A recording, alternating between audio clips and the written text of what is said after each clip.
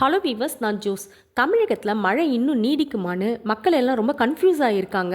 மழை போதுன்ற மனநிலைக்கு தான் எல்லாருமே வந்திருக்காங்க. தித்வா புயல் உருவாகி ஆழ்ந்த காற்றழுத்த தாழ்வு மண்டலமாக மாறுச்சு. அது இன்னும் வலுவிழந்து காற்றழுத்த தாழ்வு மண்டலமாக மாறுச்சு.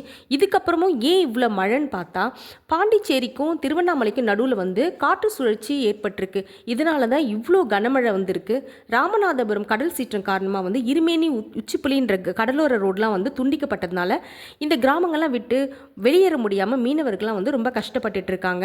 தமிழகத்தில் ஃபுல்லாக கடற்கரை மாவட்டங்களில் மழை கண்டிப்பாக இருக்கும் அப்படின்னு சொல்லியிருக்காங்க. சென்னை, திருவள்ளூர், செங்கல்பட்டு, காஞ்சிபுரம், பாண்டிச்சேரி, விழுப்புரம், கடலூர், மயிலாடுதுறை, காரைக்கால், நாகப்பட்டினம், திருவாரூர், புதுக்கோட்டை, தூத்துக்குடி, கன்னியாகுமரி இப்படி 3-4 டேஸாக வெயிலே இல்லாமல் மழை வந்துட்டு தான் இருந்துச்சு. ஆனால் இப்போ அந்த சூழல் மாறி சூரிய வெளிச்சம் ஏற்படணும். வடக்கு, தெற்கு, மத்திய உள் மாவட்டங்களில், மேற்கு தொடர்ச்சி மாவட்டங்களையும் வெயில் இருக்கணும்.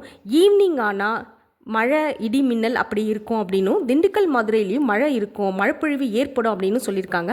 கடலோர மாவட்டங்களில் ஏர்லி மார்னிங் அண்ட் ஆஃப்டர்நூனில் மழை இருக்கும் அப்படின்னும், உள் மாவட்டங்களில் ஆஃப்டர்நூனுக்கு மேலேயும் நைட்டு, ஈவினிங், நைட் அப்படி மழை இருக்கும் அப்படின்னும் வானிலை ஆய்வு மையம் தெரிவிச்சிருக்காங்க.